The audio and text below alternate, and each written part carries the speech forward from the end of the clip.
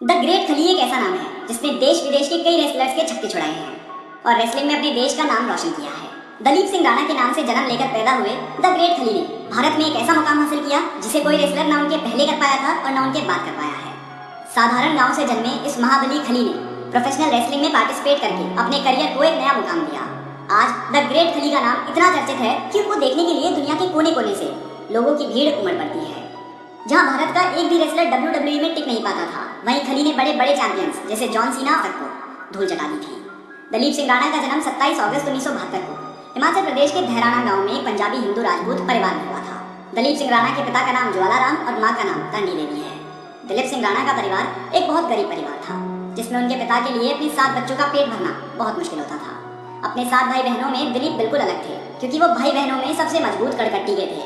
कम उम्र में ही वो अपने विशाल शरीर की वजह से हमेशा गांव वालों में जिज्ञासा का विषय बने रहते थे। खली का बड़ा शरीर उनकी एक्रोमेगली नाम की बीमारी की वजह से था, जिस वजह से वह दूसरों से अलग दिखते थे। अब गरीब परिवार होने की वजह से दलीप ज्यादा पढ़ नहीं पाए और अपने परिवार की आर्थिक मदद करने के लिए काम ढूंढना शुरू कर दिया। पढ़े लिखे ना होने की वजह से उनको मजदूरी करने के अलावा और कोई काम नहीं मिल रहा था। शुरुआत में वो अपने गाँव में ही मजदूरी किया करते थे।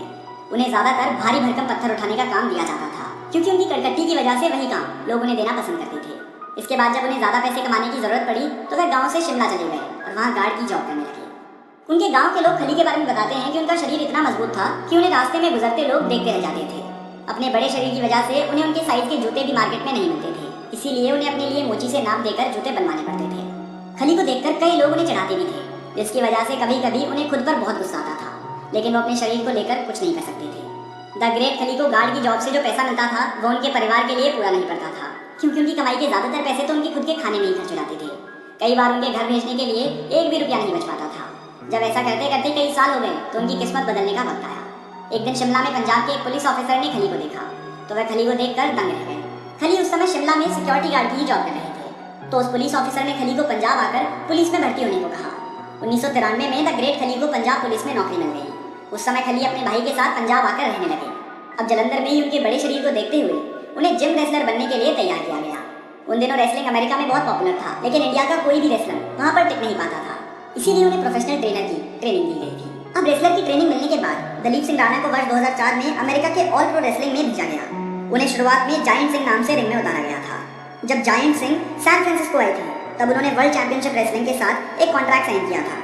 उन्होंने 8 महीने वहीं बिताए और उसके बाद उन्हें वर्ल्ड रेसलिंग फेडरेशन के through new Japan pro wrestling में भेजा गया, जहां उनके साथ दूसरे बड़े शरीर वाले पुरुषों को जायंट सिल्वा की टीम में रखा गया था।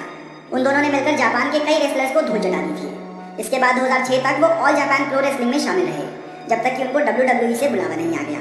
2 जनवरी 2006 को दिलीप सिंह राणा को वर्ल्ड रेसलिंग एंटरटेनमेंट WWE में शामिल होने वाले इंडिया के पहले प्रोफेशनल रेसलर बनने का मौका दिया गया।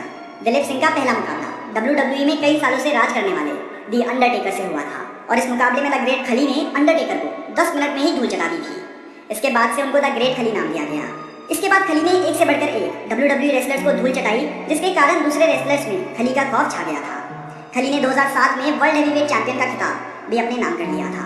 अपनी रेसलिंग के दम पर उन्होंने कई मुकाबले जीते और कई अवार्ड्स भी अपने नाम करे।